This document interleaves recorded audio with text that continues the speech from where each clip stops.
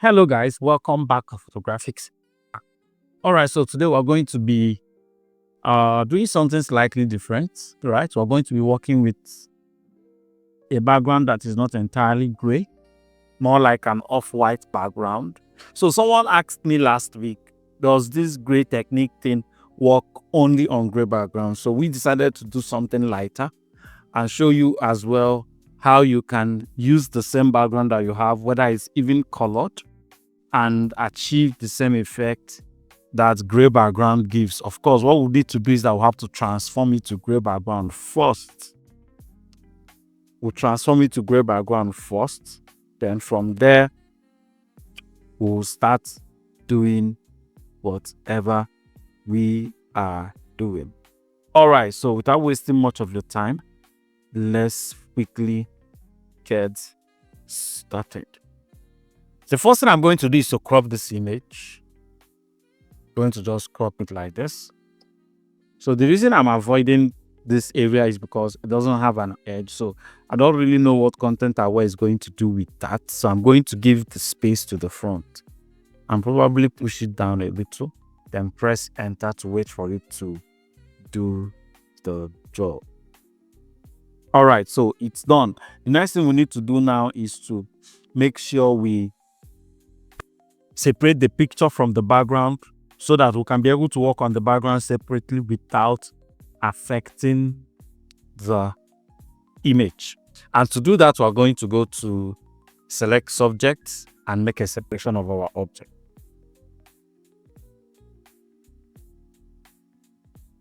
All right, so once the selection is done, right click and go to select inverse.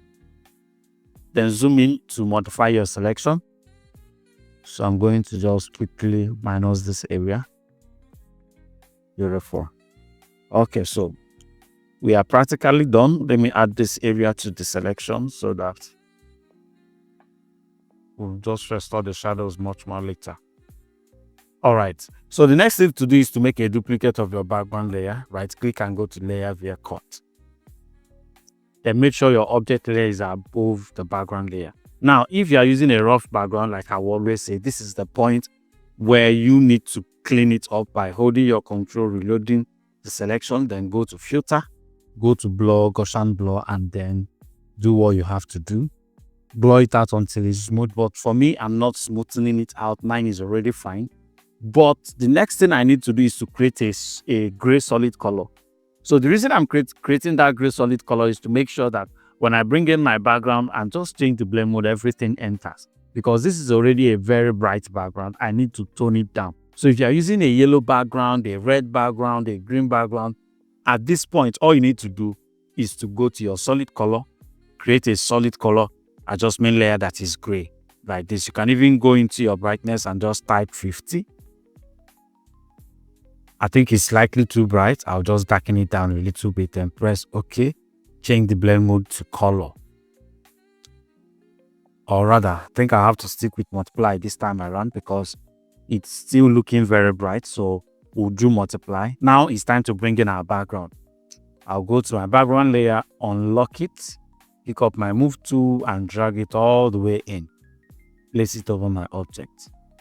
Now, if you look at the background, you notice it's slightly bigger than my object and I'm losing some details there. So I'm just going to, pull this in from here. And maybe check what we lost towards the upper part. Press OK. Now you need to change the blend mode to overlay. And immediately your image begins to look good. So you have to go through your selection and make sure that your shadows are properly represented, especially if you smoothened out the image. If you smoothened out the background, rather, at this point you need to come here, create a mask, pick up your brush and restore your shadows. But because we didn't blur it out, our shadows are perfectly retained except for the edges of the gown. So I'm going to create a mask for the object itself and just gradually paint the edge so that it blends in properly with the flow. So I think I need to reduce the flow like this. Just at the edge, we need to have that color cast, that shadow, and all of that.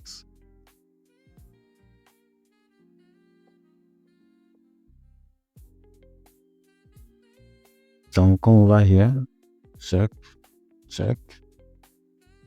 see this area. Then we'll check the hair, look at the area. Yeah. Okay. I think basically we are good to go, except for the fact that the edges look like they are, having a very sharp contrast from the background. So what I'm going to do is I'm going to load up my selection on the object, apply the mask first, then make sure you are selecting inverse. Yeah, select inverse. Then go to your select, go to modify, and go to expand. So what this will do is that it's going to push in our selection inwards a little. So I'm going to be using 2 pixels. It's going to push in our selection inwards a little. I think the 2 pixels is actually too much. So we'll have to do 1 pixel. Expand 1. Very good. So once it's done, click on your backspace. And it's going to cut off that edge that is not looking blended. And this is how you blend it in. So the next thing to do is to create a global color grading. So there are many ways we can do that. And we'll be using maybe like 2 or 3. So I'm going to make a duplicate of my background, right? Drag it all the way to the top. Change the blend mode back to normal. Then go to filter, go to Gaussian blur, and blur it out until it becomes a solid color. So we'll just convert it into a color grading. Then change the blend mode to soft light.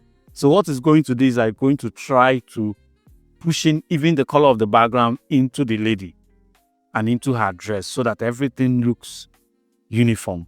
Now for my background is looking distracting, so I'll pick up my rectangular marquee tool and make a selection back here. Go to my curves and just darken that area down so that my object is going to, stand out from the background. But the edges is looking rough, so we need to feather it. So go to your curves icon, then go back to the mask. This is going to come up for your properties. Then just feather it till it becomes smooth, just like that. So I think it's too much to bring it down. You can even change the blend mode to luminosity so that it doesn't add any kind of coloring to the background. Now I feel I need to change the background hue a little. Let me hue it towards yellow, just slightly. Yes, maybe brighten it up a little bit, increase the saturation a little bit, just slightly towards the yellow hue so that we'll have that uniformity. Now the next thing we need to do, I think my curves needs to come up a bit. Good. The next thing we need to do is to use our color lookup to create a global color grading, and let's see how that works on the image, because I need some contrast there, man. All right, I think I love what I have here. So let's go to that one that looks really bright and just tone it down. Very good. So this is the before, this is the after. The next thing to do is to create a vignette effect on my background so that we even get more contrast there. So I'll go to filter, go to camera raw, staying on my background layer. Remember, I did not create a stamp visible layer.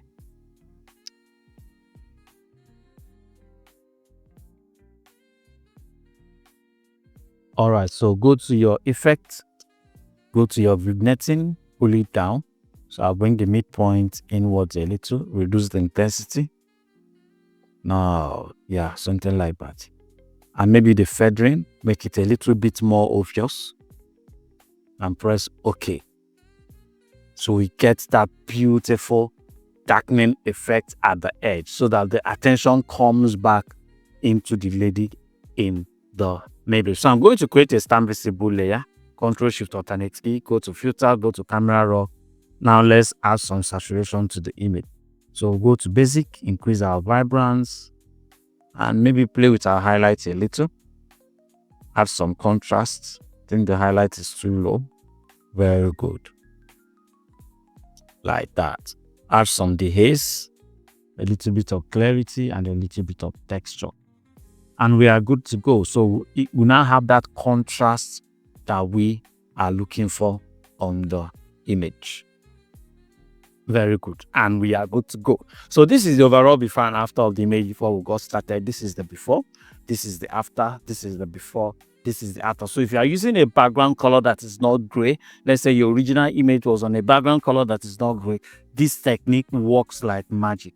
All you need to do is just to bring it in and simply do everything we did the way we did it, and you will get an amazing result. Thank you so much for watching this video. Do make sure you subscribe to our YouTube channel, and if you subscribe, turn on your notification bell to get notified every single time we drop a new video. Until then, see you on the next one.